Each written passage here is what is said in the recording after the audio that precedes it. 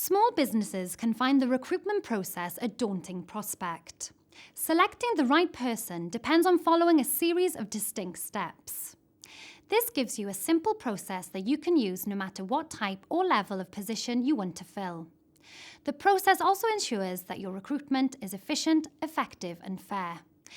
Let's look at each of these steps briefly. The first step is defining the role. You've made the decision that you need to take someone on, and that the best option is to have someone directly employed in your business.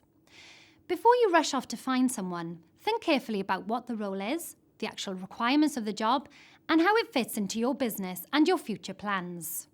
Write a job description to help you clarify the purpose, tasks, and responsibilities of the job. Use the job description template to help guide you. And remember, this is about the job, not the person. The next step is to build a profile of the ideal person to fill this role. Again, there's a template and guidance available to help you. A person's specification will help you undertake the selection and interview process in a systematic way. The next step is attracting applicants. You need to start the search for suitable candidates. Think about where you can advertise to attract a wide range of good quality applicants. You're aiming to get the best response at the least cost. There are some suggestions given in this module. As well as where to advertise, you have to consider the advert itself. An effective job advert sells a position and the business. This is particularly important for small and new businesses because the company name may not be particularly well known. Keep the advert short and to the point, and make sure it's non-discriminatory and that you avoid gender or culturally specific language. You may consider using an application form when recruiting. This means you don't rely on each candidate responding in their own way. You can be sure the candidates provide all the information that's necessary and relevant to the job. And it also makes it easier to compare like with like and make your initial assessment. The next step in the recruiting process is selecting the right candidate. First, draw up your selection criteria. It's a good idea to create a checklist based on the essential or desirable skills and experience required.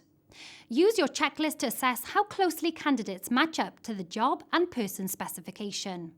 You may want to ask your business advisor or a business colleague to assist you with the selection and interview process. This helps to make sure there's no personal bias in the process and is helpful if at least one person on the selection panel has been trained in equality and diversity issues. When you have your short list of suitable people, send them a letter inviting them to an interview. Take care with the interview process. Make sure you give every candidate the same opportunities to give the best presentation of themselves, to demonstrate their suitability and to ask questions of the interviewer. Use a consistent structure for the interview too. At the end of each interview, tell the candidate what happens next and when they can expect to hear from you. When you've made your decision, notify the successful candidate, but also remember to let the other candidates know that they were not successful. Finally, having made your decision and selected your candidate, there are a number of things you have to consider before they become an employee. The full details are in this module. I suggest you go through them carefully. If you follow these steps whenever you're recruiting, you'll find it more straightforward, and you'll also make sure that your recruitment is efficient, effective, and fair.